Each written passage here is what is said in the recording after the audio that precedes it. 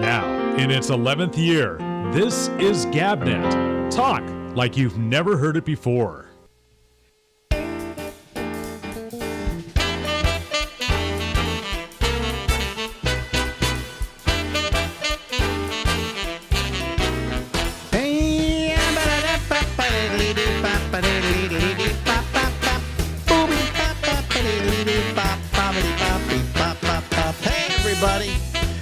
Live from Harlem in New York City. Yeah, this is the Ramble with Alex. Welcome to another episode of What's Wrong with Each of Us. What's your pain? This is Lori Thompson, ladies and gentlemen, and for years she was my aide-de-camp on a morning show in San Francisco. She was my newswoman, and I like to say partner because I used to give you somewhat equal billing in the ads. You did. So. I appreciated that very much. Yeah. Yeah, and I did that on purpose because I considered that you were as much an integral part of that show. You know, that nobody has a successful radio show on their own. Well, it helps to have, people supporting you. Yeah. I mean, maybe I had a choice in who were the people around me. Yeah. That's what I wanted to ask you. I read about all these people who are like being charged with a hostile work environment as an example. At any point did I create any kind of a hostile work environment?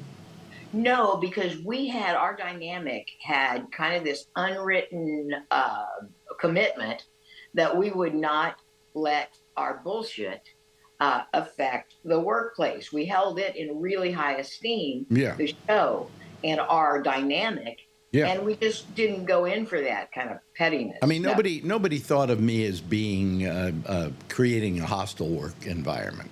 I don't think so. I didn't think so. I mean, we all had our ups and downs and our little snits. No, but those are fights. Those are arguments. Those are creative differences. Yes. All right. Exactly. That we would have, and sometimes we get a little mad at each other and whatever. But I'm talking about a hostile work environment. I think I created a pretty positive work environment.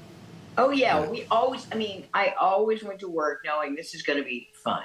This is going to be positive. This is going to be a good part of my life. I was being interviewed by somebody in San Francisco, and she said to me, how do you look upon your show? And I just said, without thinking about it, when that show is over every day, the best part of my day is over with. Exactly. And then I said to myself, and her, how sad is that? That means that I have no life beyond this radio show. And the truth of the matter was that when 10 o'clock came, or whenever we got off, sometimes we ran till 10:30, it was the day was over. The delightful part of my day was gone. Yes, I think that's why a lot of us, you and I know, took naps, so we'd have some line of dividing line, and we could start our personal life. That's the way I look at it. Yes, I took a nap every day at 1 o'clock to 3. Mine varied, but if I didn't sleep exactly at 1, I couldn't go to sleep. Yeah, because if you go past that, the goalpost, then forget about it. You're not going to sleep. I'll tell you though, when we were doing the TV show, remember we were doing a couple of TV shows occasionally. We did the Alex Bennett Wired Again show, which is the worst. By the way, I have a copy of it, and it's the worst special ever done. Okay. Okay, I'll take your word for it. I take responsibility for that. Although I had a producer and he didn't do a very good job of it. But anyway, it was a terrible show. There were a couple of minutes in it that were really good, And when I did that, it was so much work because I was doing that after we'd leave the show, And that, some people would go, oh, well, you only do the radio show 4 hours a day. But it took a lot of energy. Well, I would do the show, and then I would have to go do the TV, work on the TV thing. Yeah. And occasionally I would see on my schedule, dental appointment, 1 o'clock. And I would go, oh, thank God. And Right. I looked forward to the dental appointment because my doctor liked to give me gas. He'd give me gas. I was out for an hour. I do it for teeth cleaning. I use the gas for teeth cleaning.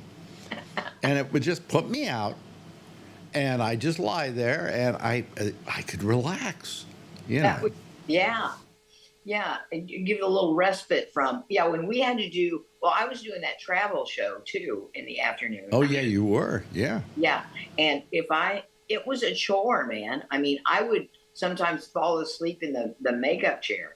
It was, because we paced ourselves so much to Yeah. just go full force, full gung ho until 10, and then it was Yeah. like, okay. Well, also, I think we treated those 4 hours that we did with great respect. Totally. We always wanted to make sure we got enough sleep. We always wanted to make sure we were ready to go. You sometimes were still drunk from the night before, but On occasion, there was a time. there was a time. I once described you coming in after a hard night as trying to drive a car with a drunk person in the passenger seat, tugging on the steering wheel. Yeah. you know, but you got your life together though. There was a time yeah. there where you were fucked up. Oh yeah, I went through a time about that when it just I knew we were going to get sold the radio station and things Yeah. were going to change. Yeah. And then we didn't know if we'd have jobs, and I had a house. I had 2 mortgages, and then Wonderful. I had a relationship, and I made the mistake. I don't think it was a mistake because I put it in both our names. I was in a relationship. Yeah. And because I thought, what's the worst thing in the world? You get in a tiff with your loved one, and you don't know if you're. The worst thing in the world is you break up and hate each other, and then she wants every penny you've got. Well, I thought, I wouldn't want that, and I wouldn't want to do that to a person. So I made the house joint tenants, which means I lost everything. Yeah. And it was, but that I'm glad I did it that way. But it was like I had 8 things going wrong at the same time, and my coping skill was substance. Yeah. And so that was a really, really hard time. Yeah. Well, the only one that got fired was me. So anyway. I know. It was like, where's Bennett today? Oh, you didn't hear. And then you guys had to put up with the people that took over, Yeah, so. we see that's it. Radio is such an insecure business. Yeah. I don't think it is as much now because there's not as money to be made now. I mean, we can make a pretty good living. I mean, you were making $250,000 a year for a while. I was making with everything about 350 to 400,000 because I had the concerts and things like that too. Yeah. The Bennett Presents. I was making a shitload of money at the time. You were for the time. Yeah. That's how you used to joke that you woke up in the morning, keep a check stub by your alarm clock. Yeah, I look at the check stub and say, I guess I better go to work. Yeah. But you know what amazed me is that we made that. You made good money too because I did. I held one time when I was doing a reset of my contract. I made a deal with them that I wouldn't sign mine till you signed yours, and then I gave you the negotiating power. Honey, I can see my honey from here. So, Bennett, Yeah. I did not know that. I appreciate that. I thought I told you that. I told them. I said, Lori does not have the same negotiating power I do, so I will not sign a contract till you sign one with her at whatever terms she wants. Bennett, you rock. I know they gave me a huge hunkin' raise. That's right. Yeah, that's right. And it was my feeling that I could negotiate right then and there. Yeah. So part of my negotiation had to include your ability to negotiate. That is the world to me because it just shows a person holds you as a priority. Well, you were, I say, nobody is a success on their own, and you were part of the success I had in San Francisco. It was so fun, Bennett. It was so fun. Yeah. And you were inducted into the Bay Area Radio Hall of Fame. Yeah. And this year I am nominated for the Bay Area Radio Hall of Fame. Really? Which, I think Lisa Carr is too. I'm nominated in the news division, which cracks me up. because I always thought of myself as a Well, banter person. I'm trying to remember the Hall of Fame, San Francisco Hall of Fame, wasn't something people used to vote on. It was something that they gave you. Oh, this is something, and they let the public vote on it Yeah. Well, that's terrible. now. No, Well, I don't mind. no, that's terrible because you should be inducted into the Hall of Fame without even breathing heavy. Okay, because you had a large part to do with a very popular show. You should get it automatically, but having people vote on it, you haven't been there in how many years? Oh, 20. Yeah. So some people don't even remember Alex Bennett or Lori Thompson. But you would be amazed. I told you about, I was cruising Ricky and I were cruising down the Danube, and we met some Cruising people. down the Danube. She's name dropping places she's been. Right. I'm trip dropping. Yeah. And we met a prosecutor from Santa Clara. Mhm. His name is Jay, and his lovely wife. And they had gone to a breakfast with Bennett. So we got into we had lunch with them, I think. Mhm. You could sit with various, you could do Yeah. whatever, sit wherever you want and make friendships that way. All right. And so they were really cool. And I found out that Pat had gone to one of those breakfasts with Bennett. So that was kind of nice that Yeah. somebody, Yeah. had a fond feeling of us. Well, all I'm saying is, how many years have passed since we were in San Francisco? We were in Since we were working together, I think. we were there from about. Well, I finally went over to Live 105. I think in was it 2075, 2085? I'm trying to remember. I can't remember now. Well, I think you came in 19. Wait a minute. Let me call Larry Brown. He'll have Right. the dates. He knows everything. He's our archivist. Wait a minute. No, I think he went came to in 85. 85. Okay. Yeah. Yeah. And because I remember the first time I met you, I heard all Yes, about it. it was 85. And so that's 1985. That's how many years ago? That's 25, 35, 30, 25, 45, 50 40 years. years. 40. How many years are you saying? 40 years, I think. Is it 40 years? I guess, yeah. Just remember, That's we weren't 40. born. That's 40 years ago. Yeah. Do you really expect people to remember us from 40 years ago? The fun thing is when people remember you and the kind of show we did that was Yeah. really banter and repartee and fun, it's usually they remember you for one thing you said, or one thing we Oh, talked yeah. about. Remember when you did blah, blah, blah. Yeah, and I go, Yeah. yeah, I fake it because I don't remember any of that show, I remember, I think, quite a bit, but I remember once I was doing a travel show and I had to tape a bunch of stuff on a weekend and had a bunch of suits in my hand. I also had my car keys. They dropped, that space between the elevator Oh, and God. the floor you're on, and it was the weekend, so it was going to cost me $500 to get them back. But I had a spare set at home and someone to pick those up and come Yeah. get me, and then we worried about it on Monday. But people came up to me all the time about that. Oh, really? Oh, okay. Yeah. Yeah. But all I'm saying is we tend to think that we're remembered. And yes, we're remembered by people, but they're probably in their 80s or 70s. Septuagenarians. Or, Yeah. But who would vote for this thing? And the question is, how many people remember? They Right. should have nominated, if they were going to have it to be voted on, they should have nominated you years ago. You know what I'm saying? It's just to me, it's a fun excuse to go and hang out with so many radio people that I really liked over the years and didn't really get together with them that much. So that's what I'll stay with Lisa Carr and the radio. I don't go to those gatherings because I don't want to be with any of those people. I had some that I really liked. I mean, Don Blue was a nice guy, but I don't know if I want to spend the evening with him. He was fun. He was actually even more fun off You the air. worked with Don Blue. I did. Yeah. And he was just the pleasant person to work with. You know what I loved? For a short time, you and I worked at another station, another outfit at the same time, and that was it was called Clear Channel at the time. Yeah. It's now called iHeart.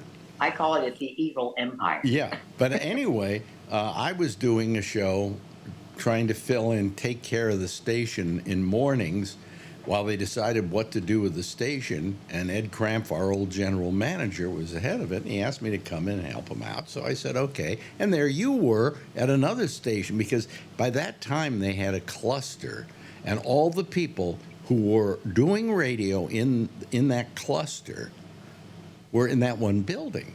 I know, and it was so bizarre. So your competition is like in the studio next to you, and you're going, I know. this It is isn't bizarre right. world. You know, this isn't right.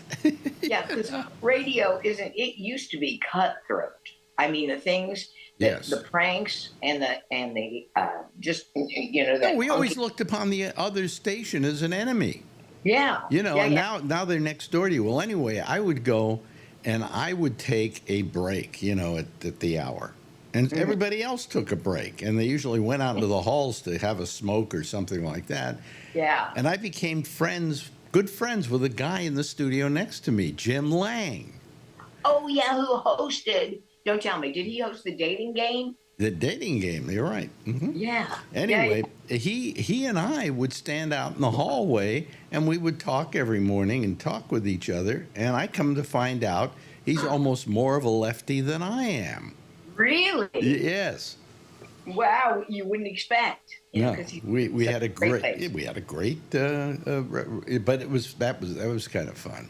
Yeah, it is fun. And John Evans, who then went on to KCBS for years, he and I became real good friends. Mm-hmm. And Lisa Carr, of course, we've become better friends than we did when we worked together. You see, I did a regular show that was live. Went from 6 in the morning until 10 in the morning.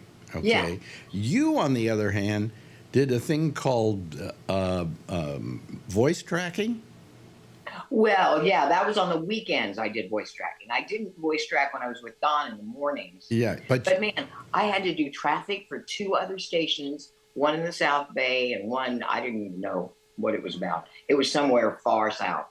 And then so that's when I worked with Don. And the thing about that is you were scheduled so tightly, you have no chance to develop a report. I mean, he and I did a little bit, but because of the schedule, we couldn't cut loose on a fun, Right. But anyway, you were doing, I always used you as a perfect example of what happened to our business. You started voice tracking on the weekends. Yeah. And she would voice track a music show. Yes. And she would voice track what would take up on the air something like 6 hours. Yeah. Right? And you did 2 of them on a weekend, but you had to do the voice tracking within an hour and a half. And they wound up paying you an abysmal amount of money for filling up 12 hours of their time. Pittance. And that's when I really started to resent, first of all, the multiple ownership laws, which I resented from the onset. Yeah. And then to what it was actually impacting me personally. And I felt it was so charlatan. I couldn't really get around it. Well, I mean, it ruined radio because it ruined the wonderful part about radio was the immediacy. Yes. I kept saying that you can do voice tracking, but people, they have some kind of a sixth sense that something isn't quite right. Right. Well, occasionally the tracking will get off your voice tracks. Well, how I described it to somebody was, in most radio stations, what was going on in the hallways reflected what wound up on the air. That's true. Okay? Yes. In other words, the whole atmosphere. Yeah. So if it's a rainy day in San Francisco, your show is going to sound a certain way. Right. And if the sun is shining outside the window, your show is going to sound another way. Right. It's basically a little bit of fraud. But now, if you're voice tracking and it's raining, people they don't. It's a sixth sense. They just sense something isn't completely right. Yeah, I'm not a fan of voice tracking at all. Well, it's pretty much the thing. Oh, it is the standard now. When I was working for that classic rock station here in Fort Walton, Mary Esther, that it was all voice tracked, and you had to. I did it the night before and kept it as immediate as I could. Yeah. Remember Matt Perry died in his sauna or whatever. Yeah. And I had to go in and change that. So. You're breaking up on us a little bit. I mean, you're just a little, the picture is a little stuttery. Don't worry about that, folks. Okay. I'm just mentioning it so the folks would know about it.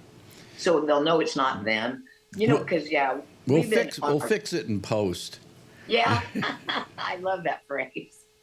Because do you remember those little 4-track machines? Tascam had one and Fostex had one, and they were really fun to noodle with at home because you could record 4 separate tracks, and like you could have a friend playing guitar on one, you could be singing on another, you could have a piano on another, and it was really fun to have at home. And Bruce Springsteen brought it to prominence because he did the whole album Nebraska on one of those machines. Yeah. But I never had a Tascam though. I had a Fostex or a Tascam. I can't remember, but they were a blast. Yeah, but everything's changed. For instance, I have a control board here. It's made by Rode, and it's a bunch of colorful lights, basically. Really? And I can set each thing to different, equalization and so on and so forth. And, one of these you could run a radio station. Yeah. And I just have this thing, too, for vintage gear. For a while, I collected it, but I ran out of room.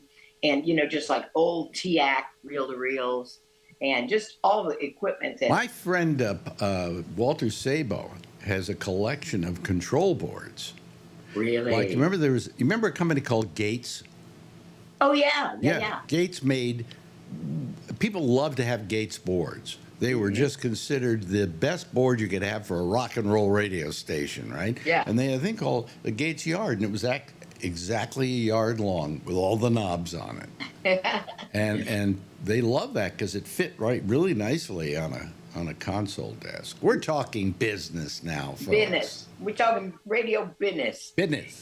And now, and for recording music, I just finished, by the way, autobiography by Mike Campbell, the guitarist for Tom Petty, long time. And if you like music bios, that's a really worthy one to get. And he was talking about the Neve consoles for recording. Mm-hmm. In fact, there was one at Studio City in Los Angeles for years, and people just loved it. And then Dave Grohl bought it. So he's got that console that people just adored. That's amazing. Yeah. But we had, these are old radio stories. I go back to my original starting in radio, and the console I had was Raytheon.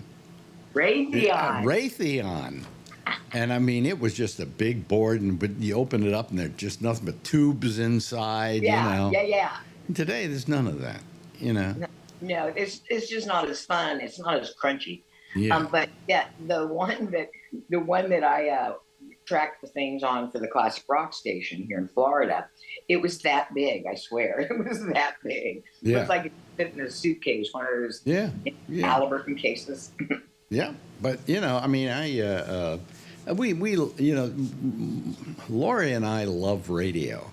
I think we're having sad thoughts about the fact that pretty much it's dead. Yeah, it is dead. It's been replaced. It's been replaced by amateurs, by podcasts. Right. And when somebody says, "I'm on television, I'm doing a podcast," I go, "So what else is new?" Yeah, I know. Everybody with an opposable thumb is doing a podcast. Yeah, and I don't know how to compete with people who know how to play with the algorithms. Right. And I'm too old to have learned that. Oh, Ben, it's just fun. Well, because remember, I can actually slip cue. We went through so many technologies. I did. I got into radio when I was 19, and so it was still technically 1979. Yeah. And I've used it all. I mean, I can slip cue records, and then carts, and then it went to CDs we played, and then it went to just everything on the internet. Now it's just the digital files. You go in and there are, you look at a screen. Yeah, I mean, what I used to have as a record collection, I could put on an iPod and it wouldn't even fill the iPod in those days, if we had them in those days. Yeah. So, I mean, it's all the technology changes and we get older and, There's really no radio left, so where the hell do we work? And nobody cares about me because I'm 85 years old, and that's too old to be working. Well, that's what it started when this last round. The last commercial station where I had to submit a resume and do the Zoom interview and the whole thing was in 2016, and so things had changed. Like I say, it was a Zoom interview. Yeah. And I had to, on my resume, doctor a few things, or they would know. If she used that type of technology, she's at least X number. Yeah, no, you gotta fake your whatever. Anyway, hey, listen, we've run out of time here. Have we? Yeah. Can we do this again next week? Absolutely. Okay, I'll bet you're gonna be on the same couch too. I might be. I'm fond of the couch. I'm working on an ass groove. Yeah. So you'll know exactly where you fit. See you later, kiddo. Okay. Bye-bye. Now, in its 11th year, this is GabNet. Talk like you've never heard it before. I got to turn up my microphone. I'm doing just screwing up so much tonight. And if you watch the beginning of this show, I'm screwing up like crazy. I couldn't figure out how to get anything going right. I got to start the show so that it's a nice, clean, open. It's hard to explain. But anyway, I had to start the show about 3 different times before I got it right. So that always happens to me on a Wednesday, rather. Mondays are fine. Mondays are simple for me. But anyway, so hello there. How are you? Hardly anybody's waiting to come on the show tonight, and I don't know. I'm trying to figure out whether I want to do a show tomorrow night or not. I don't know. Just check my GabNet page and see whether I'm going to do a show tomorrow night. I haven't decided yet. I'd like to maybe. I don't know. I'd really like to go down to 2 nights a week, like Wednesdays and Fridays. Also, it probably would make people enjoy the show more or take it more seriously. I don't know. I don't know why I'm even doing this, to tell you the goddamn truth. But whatever I would do, I would keep doing my interviews with Lori and Bubbles and then putting them together as a single show. What the hell? I don't know. I haven't figured any of this out. But it's just I'm getting a little pooped. Just not the same as I used to be. Oh, boy. Well, anyway, we do have 3 people waiting to come on here, so let me admit all of them. And I will, here they come, here they go, and there, Charlie, that's the way to go. Terrific. There you go. Terrific. How does your girlfriend feel about you taking out time to do this every night? She's fine with it. Oh, okay. She lets me have friends. Yeah, no, that I would hope so. But sometimes some people would be a little, I don't know, taken aback. Well, you're going to talk to him for another couple hours? What the hell? What's that all about? So. Yeah. Anyway. No, I tell you, I wouldn't fall in love with somebody that was like that. Well, I wouldn't either. So. And that's why I love your girlfriend. No, wait a minute. It's anyway, but it seems like it's nice. You're calling from there all the time now. Well, Wednesday I don't umpire, so I'm usually over here. Yeah, but I mean, does your apartment call out for you? Every once in a while. Yeah. Charlie, please come back and see us occasionally. Yeah. But it's nice. Yeah. I was telling Lori, I think today we were talking about it. Maybe we were talking about it on this interview. I can't remember where we were talking about. It's great when you're older to be able to have somebody.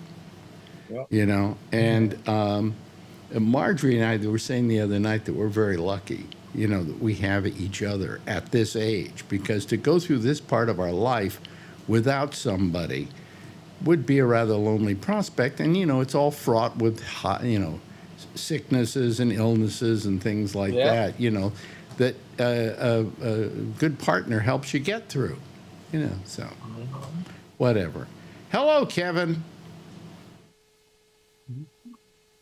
Wait, your microphone isn't on. You got to do something?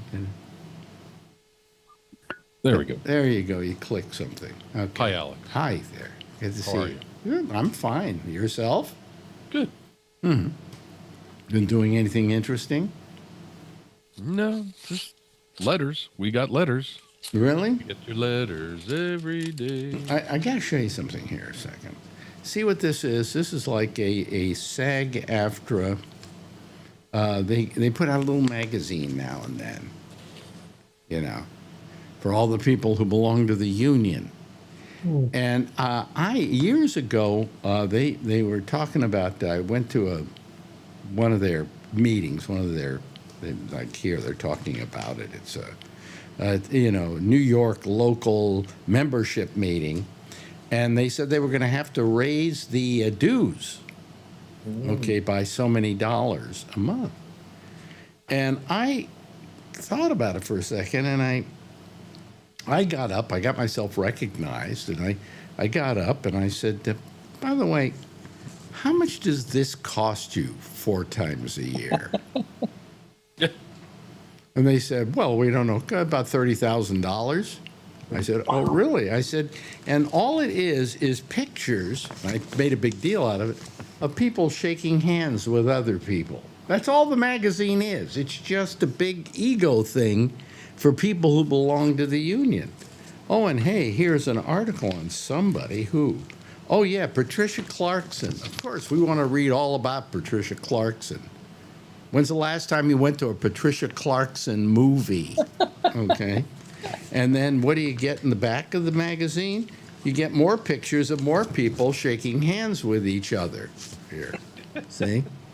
And it's just a whole magazine, full color, glossy, right? And glossy. And it's nothing but an ego thing. And I went, $30,000? I said, that's about what you're raising our dues as. That's what you're going to raise out of the dues. Why don't you do away with this stupid magazine? And the next word I heard out of somebody at the dais was, next. And that was the day I gave up on my union. They didn't want to hear anything. You know, they didn't want to hear anything reasonable. Anything reasonable or logical. And also, I never felt they respected or represented younger people in the union. They only cared about getting raises and contracts for the older members. And, I said... It was like a SAG after AARP. Yeah, that's kind of what it was. Yeah, I remember once at WPLJ, it was union time, right? Get the new contract, say what we want, And after it was all over, what did we get? We got nothing. But the people who worked at WABC, which had a lot of older people, they got a new contract. They got a better contract. But we didn't get crap because we were on the FM station. And I said, this union doesn't represent me. It never has, and it probably never will. And the latest nail in the coffin was when they tried to get rid of our medical, which they did. So, it's just, it's horrible. It's just horrible. Horrible. So people that are in SAG-AFTRA right now, like the current movie stars and that sort of thing, they don't have medical insurance? Well, they have medical insurance if they work. Now, you got to realize that in the union, there is maybe 90% of the people in the union don't work. Right, because they're in between movies or whatever. Yeah, but I mean, they really, most of the people, 90%, don't work. They belong to the union, but they don't work. Or maybe they get one job a year, and that's not enough to be able to. That's not enough. How does that cost SAG a lot of money? I mean, if they're not making claims and stuff, what difference does it make? Well, what I'm saying is when they cut down on the what do you call it, the medical coverage, you had to make so much every year, and every year it got worse and worse and worse and worse until now. I guess if you're Tom Cruise, you got insurance, But if you're Alex Bennett, they don't give you bupkis. You know, and I was covered by my union there for quite a while, and it was a nice little package. You paid $2,000 a year for Marjorie and I, and they took care of everything. You know, they took all of your Medicare and above your, you know, it was good. And then all of a sudden one day they said we're doing away with that, and it was just horrible, just horrible. And you know who we have to blame for it? That bitch Fran Drescher. You know, imagine the nanny is the president of our union. Yeah, she was the one that was representing. I remember that. Yeah. Well, my mother used to be a secretary. She worked in the office at AGVA, which is American Guild of Variety Artists. And I got to know her boss pretty well. And we were talking one day, and I said, "So how do you like AGVA?" Because he was the boss of the office, and he said, "Well, you know, how much respect can you have for a union when the president of your union is an out-of-work magician?" So, you know, I mean, how much can I think of my union when my president is formally the nanny? Yeah, so. Fran Drescher, right? Fran. You know, she sold us out. She sold us out, that bitch, you know. Yes, I called her a bitch, and that's nice. Okay? So, you know, yeah. So anyway, so that's my union, and that's my union. I got this today, and I figured, hey, I'd show it to you guys, because it always reminded me of the time I spoke up for something at my union and found out that nobody wants to hear what somebody has to say if they don't agree with them, you know? And it was a way of saving money and not. Why should you raise the dues on the people if you can find a way to not raise the dues on the people? You know, and why do we need that magazine? So we can all feel good about ourselves and see people shaking hands with each other? You know, so that's my. Just means some executives didn't get laid off or whatever. Yeah, right. Yeah. So, anyway, hello, Alan. How you doing? I'm doing good. What's new and exciting, Alex, other than your SAG-AFTRA problems? Oh, I know. I have my last dental appointment tomorrow. She took care of the root canal. Okay. But she had to let it rest for a few days before she goes in and builds up a tooth around it. So. Crown, right? No, not crown. Oh. No, she builds up a tooth around it. She literally builds a tooth. Oh, okay. Yeah, using I don't know what she uses. Legos, yeah. They make good teeth. They look good. So, anyway, so otherwise, you know, I mean, I just every time I turn around, there's just something. I mean, every day I'm sure that Donald Trump gets up in the morning and says, "What can I do today to make people talk about me?" Yeah. And so that's like, huh? That's what it looks like. I mean, some of the shit you read nowadays, you're going, nah, that couldn't be real. And then you dig into it, and it's real. Well, saying why? My wife told me it was he's trying to rename the Gulf of Arabia. Oh, no, he wants to call it the Gulf of Arabia rather than the Persian Gulf. Yeah. Who the fuck, I think. Who the fuck is he? Well, no, I think that people have a right to call something in their territory what they want to call it. Yeah. You know, and maybe they would want to change it to the Arabian Sea. Maybe they would, but it's not his job to do it. Well, he's got a hotel there, so why not? Does he have a hotel there? Oh, he's got hotels all over that. No, he doesn't. Saudi Arabia. I don't think he has many hotels left. He's got some golf courses. He's got like 11 of them, supposedly. At least that I heard the other night. Really? Most of them are over there. Oh, okay. All right. He's going over there to visit with his Saudi Arabian pals in the next couple of days. Yeah. Start the new Riviera. I'm kind of, I don't know about you. Any Catholics here? Well, Lapsed. Lapsed. Yeah, same. I'm watching television today, and they're showing constant pictures of the smokestack above That's all they can do. Yeah, but I mean, I'm sorry, I don't really give a diddly fuck. Yeah, you know? you're not Catholic. Huh? Well, it doesn't matter that even if I was Catholic, I want to watch the news when the smoke comes out, go to a shot of the smoke.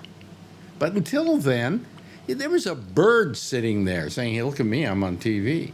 I mean, it was, and I'm going, why are they doing this? What's the advantage of this? Are they burn something up and when it's black smoke, but when it's white smoke, the new priest has been elected? Is that how it New works? Pope. The new priest Pope. has been elected. Sorry. He's Yeah. a little bigger than a priest. Yeah. I know. I misspoke. They both start with a P. Yeah, when I was a kid, that was a big deal. We used to watch that all the time. Catholic school, Ah. you had it up on the TV. Yeah, I they had it on the just, TV I in the just, I school don't know room. if anybody realized this, but I realized this tonight for the first time, that the word papal is one letter short of PayPal. Where they got it. Yep. Yep. Yeah. But anyway, and then they're going to have a pope, and then we're going to have to go through days of the pope this, pope that. Look at the new pope, and I just Who's in the running? Do we know? Donald Bunch Trump. of- Donald Trump is Yeah. in the running. It's not a Take him, please. Take him to Rome. Get him out Well, of no, he's been put in the running, so he put himself in the running. They say that the Pope's former aide de camp, I don't know what the title is exactly, deputy Pope or something, I don't know, is the guy who's in the lead on this deal. But everybody is kind of rooting for this guy named Pizza Barra. Yeah. Yeah. Just because we'd love to have a Pope Pizza Barra. Unfortunately, he gets to change his name at that point, Yeah.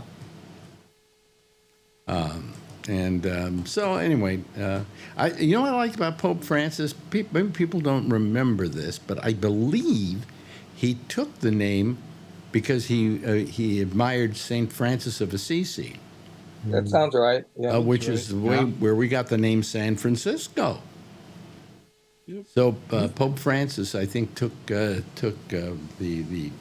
Francis because of Francis of Assisi. I thought the big pope around here was Junipero. No, the big pope around there is He was San a priest. Francisco. He was a priest. Yeah, Oh, he was a priest. You're right. Junipero was a priest. He was a Yeah. friar. Father. There's they have fry pans in. There's a big statue of him pointing along 280, pointing a concrete statue pointing west. Well, there was a statue of him in North Niners Beach. went to the Super Bowl. We put a Niners helmet on him in the middle. Oh, really? There's a big statue of him in North Beach. Really? Yeah. I don't know if is it as big as the one on 280? The one on I 280, think the one on 280, you I walk think, around. yeah, is a big one. Yeah. Yeah. But St. Francis of Assisi, he was the patron saint of animals, wasn't he? Or nature, or birds, or Yeah, pretty something much, like that. Yeah. Yeah. But Yep. yeah, so he was always my favorite. I was a Jew, so I didn't know much about any of that, but he was my favorite. The only thing I remember, you see, I grew up in North Beach. And in North Beach, if anybody knows San Francisco, North Beach is a major Italian neighborhood. Yep. You know. Still is. And wasn't anyone there at the time I grew up. No, it's not still. It became Chinese. In fact, when I was growing up there, Chinatown is south of North Beach. I am telling you now, while I was growing up there in North Beach on Filbert Street, the whole neighborhood was being taken over by Chinese. Chinese were buying up all the apartment houses, all of that. Okay. And it became less Stinking of a, Rose is still there. What? The Stinking, Stinking Rose. Rose Yeah. is still there. Everything with garlic. Boy, you come out of that place. They got the 100 clove garlic chicken. Was it 100 100 clove? clove. Yeah. Something I like 100 the clove, yeah. 100-year-old egg. What? I don't know. They have a dish that they put an egg in it, and it's supposed to be 100 years old. But Where, at the Stinking Rose? Not at the Stinking Rose. no, not at the Stinking Rose. The Stinking Rose is a taco stand, isn't it? No, it's a Italian restaurant that just throws too much garlic on everything. Oh, okay. How could that be? There's never enough. Yeah. That's Never right. enough. That's the way I look at it, Kevin. I mean, Yeah. yeah. But Gotta have garlic. anyway, so we so no, it was a pretty yeah, but no, he was the patron saint of what was it, animals or yeah, animals, I think. I think so. Yeah, I don't remember. It was 60-something years ago last time I was in Catholic school. yeah. Well, anyway, so what happened is I lived in it when it was a Catholic neighborhood and not a Chinese neighborhood. And all the kids were Catholic. And all the kids, of course, went to catechism and things like that. And all I remember is they would show me their catechism book. It scared the bejesus out of me. Am I right, Charlie? You know what I'm talking Yeah, about? Catholic way. That's what they do for the. There's Christ there with the nails through his Yeah. palms, and he's on a cross, and he's, I mean, just scary. I had 8 years of that stuff. That's all they did. The first hour of the morning, you had, you had religion. Oh, you left there. Well, So you went to a Catholic school? Yeah. Oh yeah. Mm-hmm. My mom had nuns over for lunch.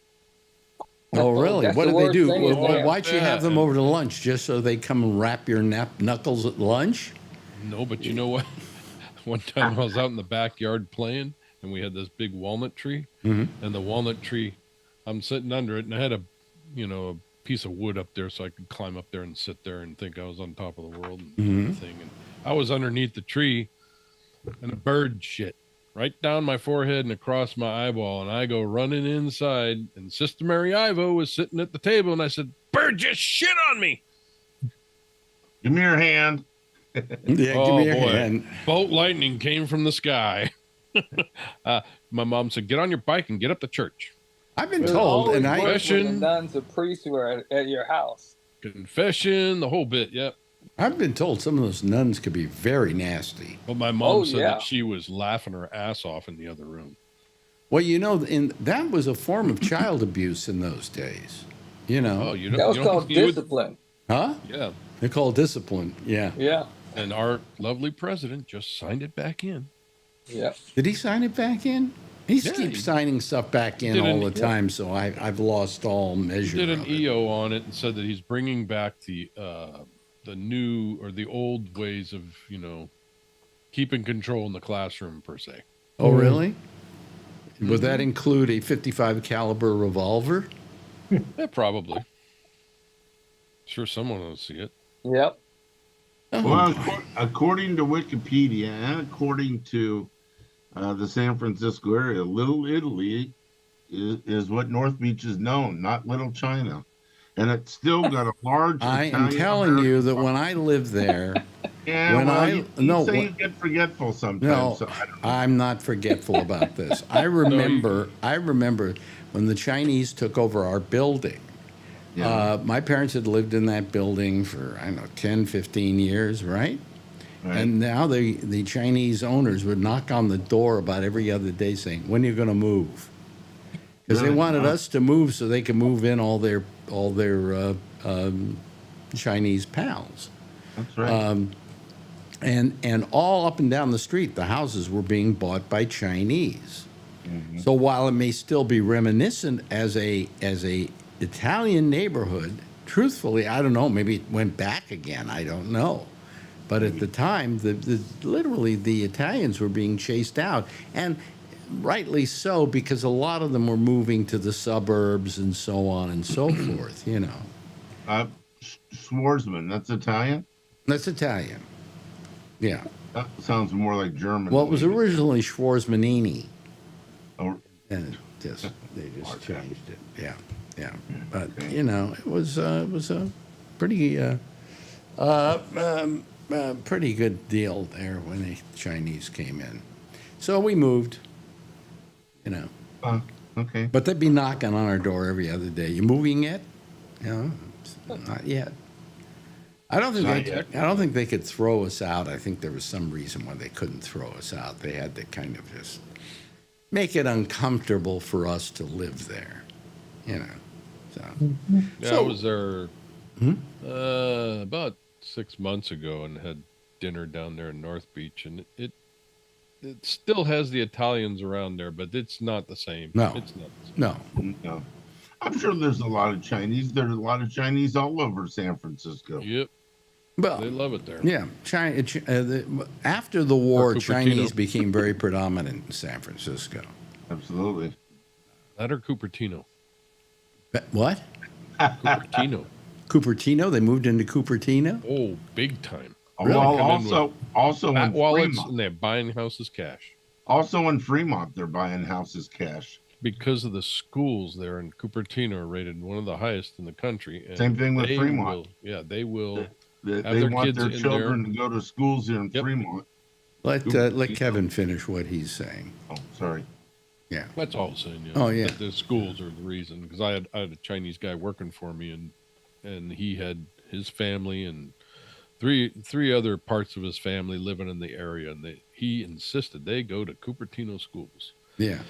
And the kids were in school from 7 in the morning till 7 at night, it seemed like, and he didn't think that was enough. Well, I lived on Filbert Street, which if anybody's ever seen Filbert Street, this is about the angle that Filbert Street is at. Mm-hmm. And all up and down my street were all my friends, and they were all Italians. And I would go over to their house, and in every one of these houses in the basement, what did you think there was? A giant wine vat. Oh. Oh. And it, even when they weren't making wine in it, it smelled of wine. I remember that smell, Yeah. And almost every house had its own wine vat down in the basement. So, That's like going out to West Geary out by 19th Avenue, and that area is all Irish. I had Well, relatives that lived out Actually, the area that's now the Castro was all Irish too. there. Yeah, they got kind of pushed out of there. Yep.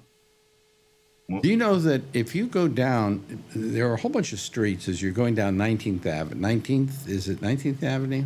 Yeah. Is it called 19th? I'm trying to remember now. It's been so Highway long. 1, 19th Avenue. Yep. Yeah. 19th Avenue.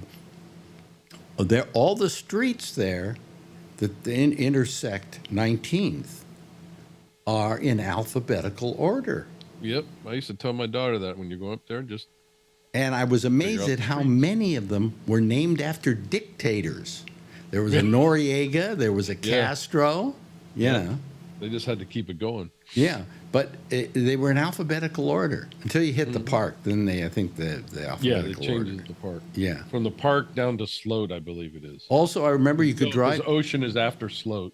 You could drive down 19th, and if you drove at, I think it was 35 miles an hour, Exactly 35. you would make every light. Yep. They were set well. Yeah, it's not the same way anymore, is it? It still is, but they're always doing construction now. Oh, okay, so that screws things up. Right. So that was my childhood, folks. I think Sloat Boulevard stopped all the. No, because the next light after Sloat is Ocean. Yeah, but And I was born on Ocean, or well, behind Ocean on the Plymouth. one before Sloat is Vicente. Okay. Well, Yeah, where the airplane was. yeah. Used to go play on the jet that they had there. Oh, okay. I saw hot tuna there too. Yeah. But anyway, that was my upbringing. I remember all those little Yeah. things, Yeah. I'd move back to San Francisco, but Marjorie doesn't want to leave. You know what her excuse is? All her doctors are here. That's a good excuse. It is a good. It ain't excuse. bad. Yeah, it's not. And a the bad other reason. reason is, now get this, the other reason is all her friends are here. Yeah. Now, Yeah. I would buy that if every other day she doesn't say to me, I don't have any friends left. Yeah. So we can move to San Francisco now? No, all my doctors are here. That's all my doctors are here is a valid So she's- reason to stay. Yeah. She says, then let's move to Portugal. I said, okay, good. But how are you going to go see your doctors? Oh, I didn't think about that. Yeah. She said, well, what I'll do is I'll arrange all my doctors in the same 2-week period. And then we can just travel back and I can see all my doctors because we're not going to let go of this place. Come on. We'll do it that way. And I went, okay, if you can make all your appointments in the 2-week period, we could do that. But There are people that do that. we can't Yeah. even. I know somebody that does it between states. But I mean, come on, we're going to move to another country. I can barely get to my dentist. Why don't All right, you write you to know. Trump and ask him to buy Portugal? Hmm? Why don't you write to Trump and ask him to buy Portugal and put it someplace where we don't really care about the people, like Mississippi or Texas or something? Well, you know what I loved? If you get a chance, go watch the press conference with Oh, I saw Donald it Trump, live. with Oh, I Donald saw it. Trump and the Canadian Prime Minister. The Canadian Prime Minister made him look like a piece of dog food. Well, it wasn't that he was particularly hitting him hard. The trouble with the Canadians is They're too polite. They're very polite.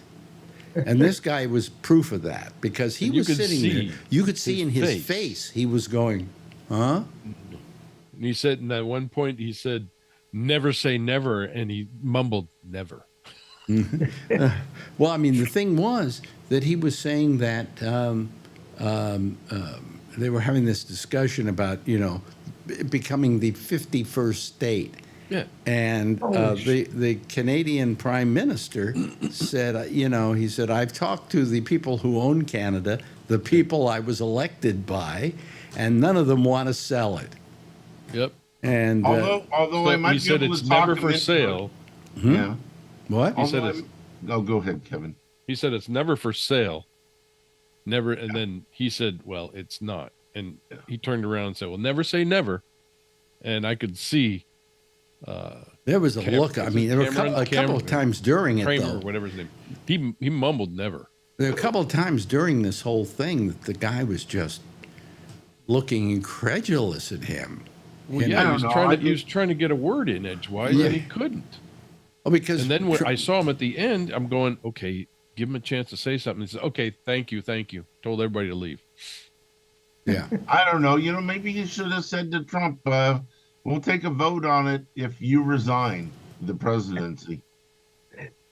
Then we'll take a vote on becoming the 51st state. why even do it then? They're very happy with their country, and I they're know they're very happy and loyal to that each would be a other. way to get rid of Trump. Oh yeah, that would Trump would step down because of that. Sure, That's my dream away. Yeah, well, it is a good dream. But I mean, it's just I found that whole meeting Painful. and I felt for the guy from Canada because he had to put up with this. He wanted to be nice about it. He didn't want to cause any problems. Yeah, It wasn't that he was afraid of Trump. It's just he didn't want to get into an argument. So he kind of, in a way, was very kind of happy about it. Like, no, we're not willing to sell. Yeah, he said a couple other funny things. Went over a lot of people's head that I caught right away. Yeah. He said, "Oh, they got hockey down there, and the guy that just, great Canadians playing hockey, and the guy that just broke the record, and all this stuff." Well, he's talking about Ovechkin on the Capitals, who's Russian, and he referred to him as a Canadian. Well, he also talked about Wayne Gretzky as being a great Yeah, Canadian. well, the same sentence he was talking about that. Because it was the only Canadian he knew about. He was the great one, and then he referred to Ovechkin as the great 8 on the Capitals because it's the Capitals, and he mentioned that he just referred to him as a Canadian. Wow. And I'm going, you idiot! I was yelling at the TV. You're a freaking idiot! You moron. And I know he just, I know the Prime Minister is just sitting there going, "Oh my God, how long do I have to sit here?" Yeah. He was wishing the vice president would tell him to get out of there. Well, It was just another shit show. How many more days do we have of this guy? Too many. 1,300 and something. Oh, jeez. But who's counting? Thanks, Charlie. Well, and every day where there's something to talk about. What was it? What was I heard? There was something else I heard today that he had asked about. I heard about the Persian Gulf being renamed the Gulf of Arabia or whatever. And what's the other? There was one other thing he did that I went, how can he do that? There was, what was it? Yeah, there was something really strange that he. It's like I say, you look at this stuff and you look at it and go, nah, he couldn't have done that. He couldn't have done that. It's got fake news. And then you go look it up and you find several sources that are reliable and it's real. Well, I feel sorry for. Like you say, what is he going to do to get up in the morning? What does he say in the morning to get up to say, how am I going to screw everybody up today? How am I going to get him talking about me? Yeah. Well, no, but I was watching Christian Welker do the interview with him on NBC. Yeah. And I said to myself, I can't help but feel sorry for anybody who tries to interview him. Because as a person who did interviews for most of my career, I know when an interview becomes painful because of various reasons and the way in which the person is reacting. I mean, that's why I very seldom ever did politicians, because you could never get a straight answer out of them, so why interview them, And I watched her with Trump, and I just felt, oh, God, I'm sorry for her. She was trying to get a straight answer out of him. You can't get a straight answer out of him if it isn't in his wheelhouse, if he doesn't believe it to be true. Is this the gal that a couple of days ago asked Trump if he was going to run for a third term? I think that was Kristen Welker, yeah. Yeah, I think so, too. And he said, no, I never planned for a third term, just 2 terms. He said, I don't think I can do a third term, but I don't know about that part of the Constitution. Like that, yeah. Might I make a suggestion to our fine President of the United States, that if you're going to take an oath of office that says you will protect and defend the Constitution of the United States, before you say I do, don't you think you should make sure you've read it? That's right. And you know what's in it? Right. So. He admits he don't know. I got to talk to my lawyers. I got to talk to my lawyers. I have to see what my lawyers have to say. Notice he says my lawyers, not the United States lawyers. No, they're the United States lawyers, oddly enough. Yeah. He hasn't paid for a lawyer in years now, So. Anyway, it's enough of him. Too bad he can't go on vacation. It's too bad he can't go on vacation. Permanently. 2 weeks. What do you mean? He goes on vacation every week. He goes back to Mar-a-Lago. No, but I mean someplace and don't talk to us. Like $10 million a pop to golf. Let the vice president. Oh, by the way, he's not looking well. I don't think so. What?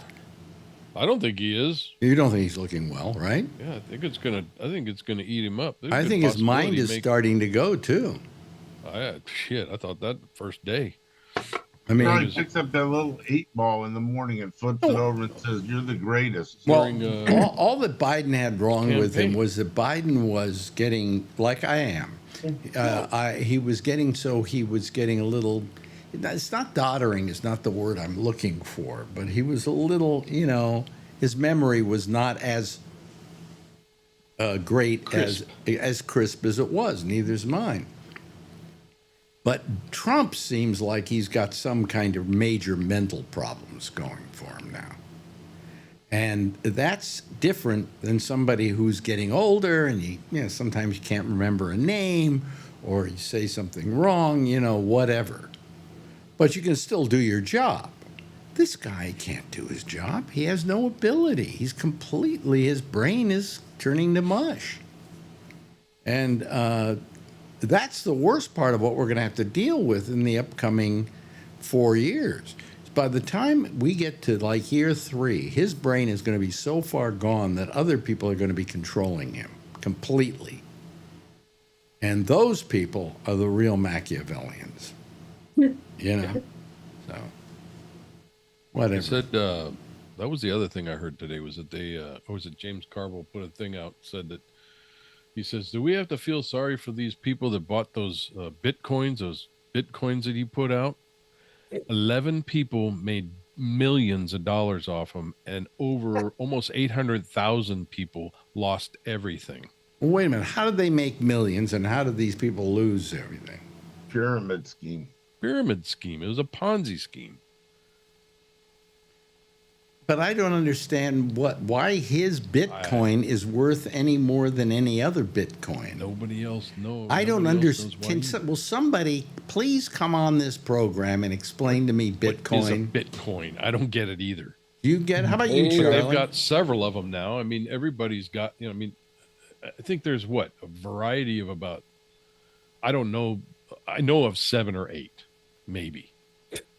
And then he brought his up. Well, he wants Whatever the America. fuck that He was. wants America to go to the Bitcoin. Right. His probably. Yeah, but a couple of Like a years damn ago, what did he say gold about the Bitcoin? It's a Ponzi Shit. scheme. Yeah. And he worked it. Well, eventually, yeah.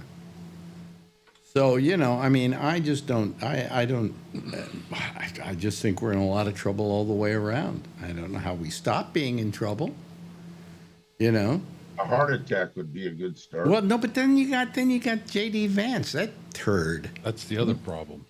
That's the other And problem. after that, it's Johnson. So No, it's but nobody's something's afraid got to of happen. J.D. Vance. Yeah, I mean, it's got to be a whole plot on one day to take out the I entire don't government. What? I don't think anybody's afraid of J.D. Vance. If he became president, I think Congress would be able to manipulate him. What do you mean? I don't know if they Without manipulate fear of him. reprisal. I just don't think that J.D. Vance knows very much. That's He his doesn't have problem. the power that Trump does for some reason. Right. Well, what would happen? Let's say something happened to Trump tomorrow. You can all dream. Okay. But let's say something happens tomorrow. It's a different situation. It's changed completely.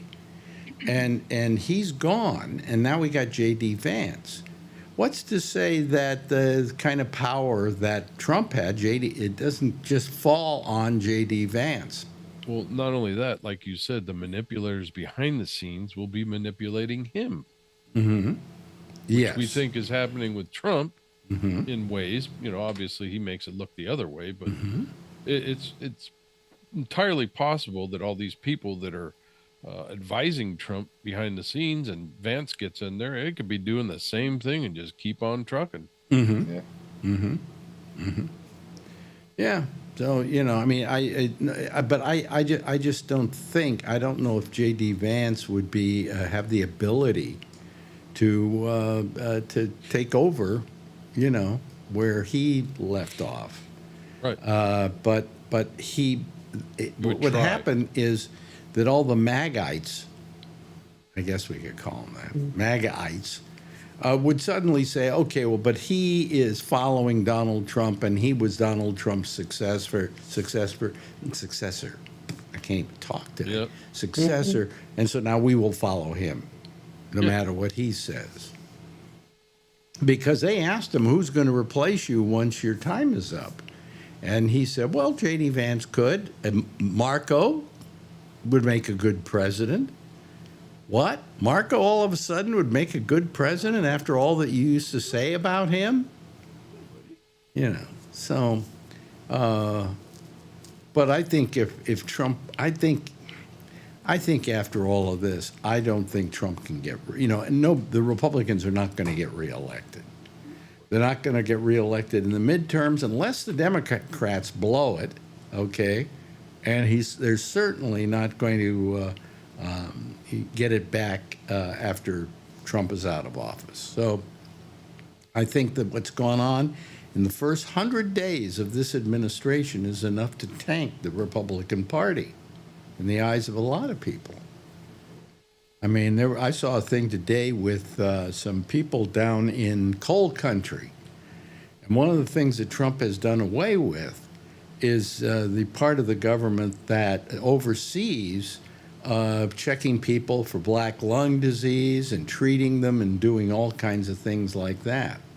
What's that, the cat or the... Yeah. Oh, I see a tail. Usually doesn't come I in. see a tail going like this.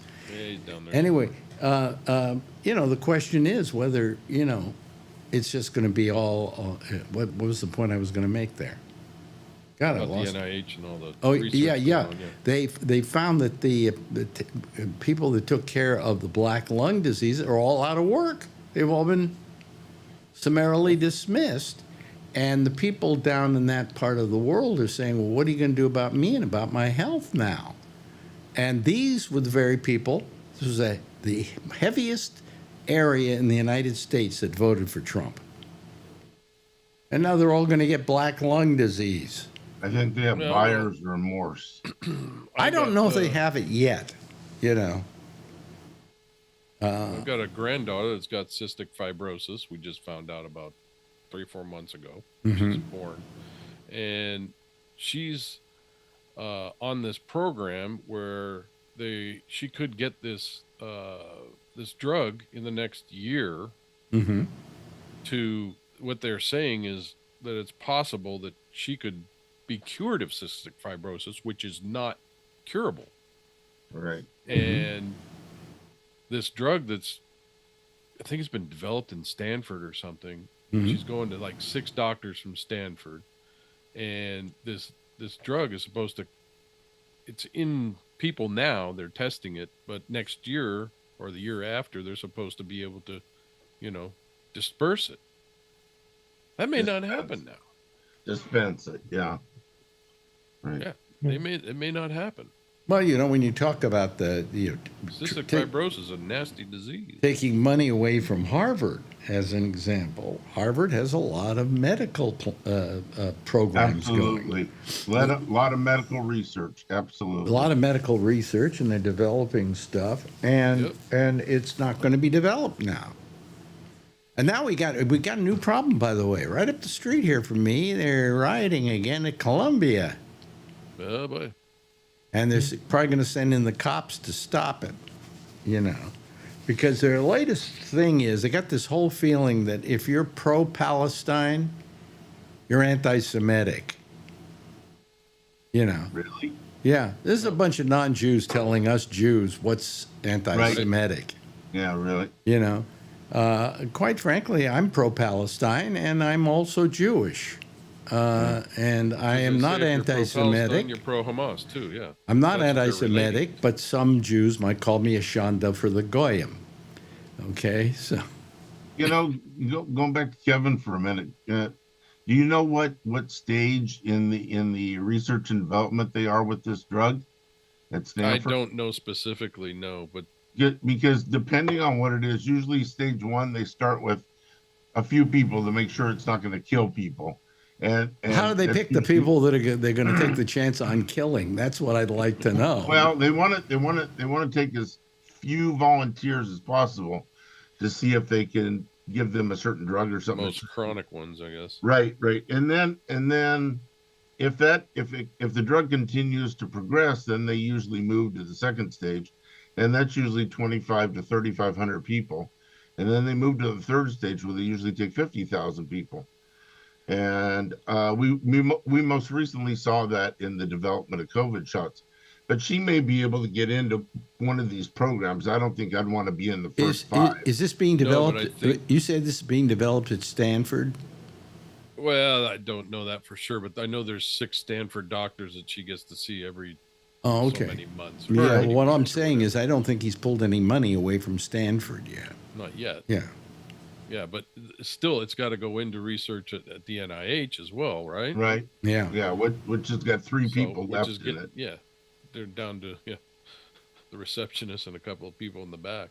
Right. But yeah, I think you're right that they're in the stage 3, I believe, because that 50,000 number sounds familiar. Well, here's been my theory all along, and I just say this to any of you out there or Republicans who accidentally stumbled upon this program and are turning over in your grave at what we're saying. Keep turning. But the fact is that if a person is president of the United States, what is his number 1 job? Take care of the people. Take care of the people. Take care of the American people. Well, you got to check his lawyers first. Yeah, right. But that is the first job of the president. is to take care of the people and make sure the people are free from harm. And when you do stuff like this, you're not you're not doing right by the people. You know It's very effective for one person. what? Yeah. He takes care of one person. Donald Trump. himself. Yeah. Yeah. So, if her doctors are doing something with this, maybe her doctor could get her into the study. Yep. She's too young, I think. Oh. She's not even 6 months old. What is cystic fibrosis exactly? It has to do with pancreas not producing enzymes, Something like that. and mucus and that sort of thing. They can't she's just starting the shaker vest. So twice a day, I think they have to put her in a vest, and it vibrates up and down and gets all the crap out of her. Yeah, she takes tons of drugs already. How old is she? She's just born this year. What? Wow. Yeah. We just found out not too long ago. Yeah, they probably wouldn't take her because she's so young. Yeah. In the study. Why do they shake her? That's what I don't understand. It To sounds like move the mucus. Your mucus doesn't move like your spit and everything else doesn't flow through your body the way it's supposed to, and it'll choke you. Right. It's short term. So they got to shake it out of your lungs, I guess is what I've heard. Wow, I never heard of that. Yeah. I've heard of older people, people who are older getting cystic fibrosis, but I never heard of a child getting it. But yeah, it was some gene thing. They said that they found. Yeah, it was in her. I want to say it was in her third month checkup or something. They did some blood tests. Wow. Yeah, really. Sorry to hear that. Well, she's doing okay. I mean, my kid tends to be. He's got 4 kids, and they're always sick. And that's dangerous for. Why are they always sick?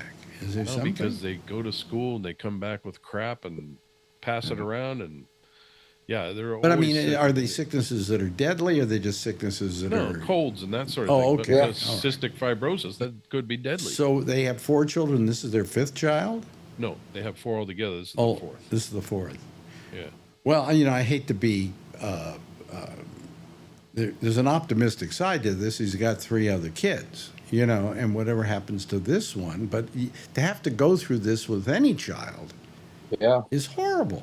Yeah, but when you're that close to a possible cure for a disease like that, and then someone goes and cuts all the funding to get it through, that's what's horrible, scary. Yeah. Well, a lot of if you've got a chance that the kid could live a normal life. I mean, sometimes they say these kids only live till 18, and 40 is a big thing. Is getting to 40. A lot of these insurance companies won't pay for investigational drugs. Right. And so what covers that is Medicare, not Medicare, Medicaid, and they're talking about cutting that. So, the program that would pay for these kids, the Trump administration and RFK Jr. want to cut it out. Why? I have no clue. Because they're mean, horrible, selfish human beings. Absolutely. All right? Plain and simple. Yeah, Anybody that would not want to have the best medical care for every American possible that's right. is ridiculous. Yeah. I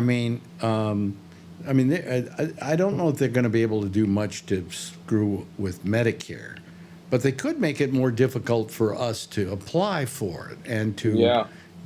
Well, they could make it more expensive for us too. We pay $180 a month. They could make it $500 a month. They could. They could also, like, for instance, I think we can solve the whole Social Security problem by just not putting a cap on Social Security. Yeah. Everybody pays the same percentage. Absolutely. Everybody pays a percentage of their paycheck. What used to happen to me when I was in San Francisco and I was making a buttload of money is that by March I had already paid off my Social Security. But everybody else, many of them don't even wind up paying out the whole thing at the end of the year. That's right. You know, and the fact is that there shouldn't be a cap on it. The cap was like, at that point, it was $9,000 last time I remembered. And once you paid $9,000 in, that was it. You didn't pay any more. Okay? For that year. For that year. For that year. But if you don't put a cap on it, and you make people just keep paying a percentage over and over, then the people are making a lot of money. We'll be paying a nice bigger chunk in, and there's no reason for Social Security ever to run out of money. Okay? So, you know. But certain people don't like to do that. And you know, according to Trump, we all cheat on our Social Security. How do you cheat on Social Security? How do you cheat on, How do you cheat? They give me take it out of your check. And the only people that could cheat on Medicare would be your doctors. Yeah. Who supply a phony, you know, thing. You know, so I mean, I don't know. I just, you know, if I were president of the United States, I'd want the best for every American, and that's your job, and you got to keep them out of harm's way. And when there are bad problems, you solve them, you know. But keeps them out of harm's way. Don't stand there. I'm going to tee off in that direction. Yeah. Well, you know, I mean, he has a let him eat cake kind of attitude. Anytime things get really bad, he goes off and plays golf somewhere. Yep. Right, or blames Biden. Yeah. He always blames Biden. Don't you love that? I mean, at what point isn't it Biden's fault anymore? He's still blaming Barack Obama. Stuff, yeah. Well, Biden's pretty well taken over that territory, you know. So, you know. I'm sorry, it was 4 weeks when they diagnosed her. 4 weeks? Wow. 1 month. 1 month diagnosed her was what? She's just 9 months now. Okay, but they said what? She only has 4 months. What? She was diagnosed at 4 weeks. Oh, yeah, okay. And she's now just about 9 months So old. she's had it for about 8 months. So she's been doing the enzymes and the drugs and all that crap. But it's just amazing that, number one, a child should have to put up with that, a baby. But the parents having to put up with it is what is really, to me, the shame. Children get cancer, and a lot of insurance companies won't pay the bill, and that's where Medi-Cal or whatever. Medicaid. Medicaid, sorry. Yeah. That's where Medicaid steps in. Yeah. Well, anyway, there's the theme song. I'm playing the theme song. You hear me playing the theme song? You know why I'm playing the theme song? Because at the end of the show, I play a theme song. What we always do to get us up to time. You know. We haven't heard much from you tonight, Jeff. No, I've been quiet, but that's all right. You said a couple of things, you know. Yeah. Are you in Florida, Jeff? No, I'm in Atlanta. He's in Atlanta. I'm see my sister. And then you're coming back up here to Connecticut. Yeah, I'll see that for, I don't know, about 5 days, 6 days. And then we get in the car and we drive home. Yeah. But 2 days to do it. He's become a snowbird, as it were. Yeah. Well, anyway, thank you so much, Jeff, for having joined us tonight. Kevin, always a pleasure having you here. And Charlie, good seeing you here. And it's always, I'm so happy for you. And what does your shirt say tonight? What does your shirt say tonight? Be greater than normal. And an average. Be greater than average. Okay. Good thing to say. Okay. And finally, thank you very much, Alan. We appreciate it as well. Everybody, give a big wave goodbye, and I'll give a big wave goodbye at you, folks. There they go. That's our citizen panel for tonight. We'll have another one back here again tomorrow night. In the meantime, stay tuned for the intersection with Amy Manuel. She'll be taking your calls again on Zoom. You can get her address by just clicking on her name on gabnet.net. At the bottom of the third row will be her name. It'll be my name and then her name below it. You click on that, you can call her. I'll see you again tomorrow night. Same time, same station in life. And in the meantime, as always, if you see her, tell her I love her, okay? Bye-bye, everybody.